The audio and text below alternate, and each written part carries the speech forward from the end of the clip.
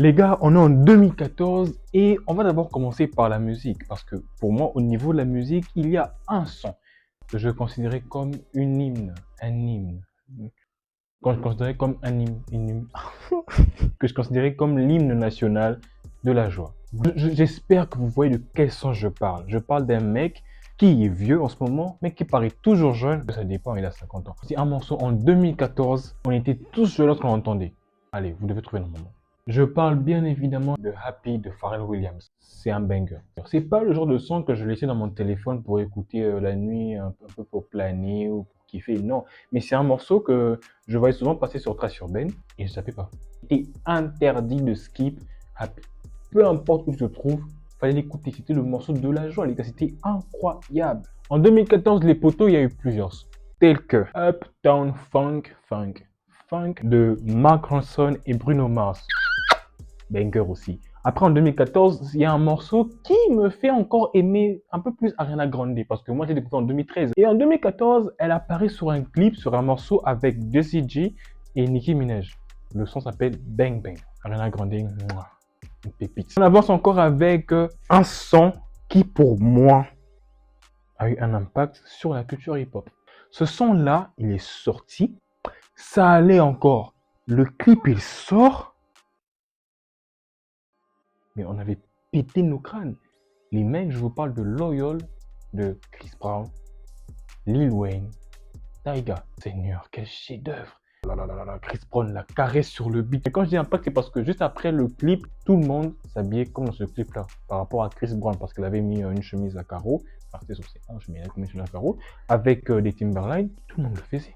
Loyal, comme on disait chez nous ici au Congo, disons un lion. Mais les gars, il y a aussi Coco de OT Genesis, le son en mode I'm in love with the Coco. I'm in love with the Coco.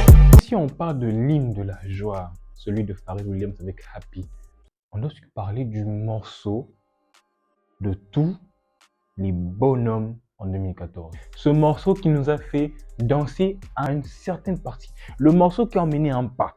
Je vous parle d'un morceau qui, lorsque tu l'entendais, t'attendais une partie en particulier pour te lever et faire un mouvement. Vous connaissez tous les gars, vous connaissez tous. Et les bandeurs des States là, en plus, même pas besoin d'être un bandeur des States pour connaître le morceau parce que le morceau était mondial. Juste après ce morceau, le mec il est allé en tôle. Je vous parle de Hot Nigga de Bobby Shmurda. Vous voyez la partie du début là, les premières minutes, moi j'écoutais pas ça. Allez vas-y, déjà je parlais pas anglais à ce moment-là, déjà je parle toujours pas anglais, mais je comprends quelques petites choses et tout. J'arrive aussi un peu à m'exprimer, mais à l'époque c'est vraiment pas ça. Donc du coup les gens, quand la partie de oh Seigneur, non.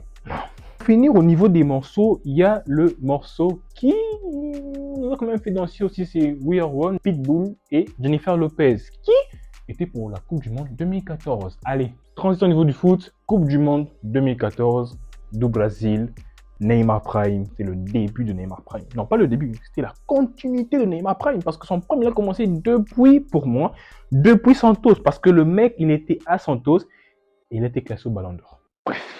Donc, 2014, les du Brésil, James Rodriguez, Colombie, un monstre. Arjen Robben, Robin Van Persie, Seigneur Jésus-Christ. Mais, le match qui nous a tous laissé comme ça, c'était, on est tous d'accord, Allemagne-Brésil, 7-0. L'armée allemande de l'époque de tonton Adolphe était ressuscitée. 7-0 au Brésil devant leur population. 7-0. No mercy, comme on dit en anglais. Yeah, sans accent anglophone et tout. Mais le foot, c'est pas seulement la Coupe du Monde 2014. Le foot, c'est aussi en 2014 un match que j'ai kiffé, que nous avons tous kiffé en tant que fans du Barça ou du Real, enfin beaucoup plus du Real, la Coupe du Roi 2014, avec l'arrivée pour nous, pour tout le monde, de Gareth Bale dans le game madrilène. Bale, en fin de match, le match était un partout. Bale nous lâche une course de zinzin face à Bartra jusqu'au fond. Petit pont sur Pinto, goal de 1. On remporte la finale. Mais il n'y a pas que ça. Il y a aussi Real Madrid, Atlético de Madrid, derby madrilène pour la Champions League en finale, décima pour le Real, on ne sait pas. Première coupe de l'UEFA pour l'Atlético de Madrid, on ne sait pas. Le match se joue Ils nous mettent 1-0. Oui, je suis madrilène. Jusqu'à la 90e. Centre de Modric. Coup de tête de Ramos. Goal. Goal. On est en 2015, les gars, et on commence toujours par la musique parce que la musique, c'est vraiment important. Au début, lorsque Dieu... La musique a toujours été présente dans le monde, donc on commence par la musique. Et en 2015, les amis, ce morceau-là que j'ai connu, je pense qu'il est sorti en 2015. Je sais plus trop, même si 2014, c'est pas grave. C'est Mascara de Fabregas, ici au Congo. Les mecs, ce morceau, il a changé les choses. Oui, il a eu un certain impact parce que, avant ce morceau, les personnes qui avaient une certaine forme physique n'étaient pas appelées Yamado à l'époque. Mais juste après ce morceau, quand on t'appelle Yamado, obligé. Et après, il y a eu des vêtements qui est sorti juste après, ou avant, je sais plus trop.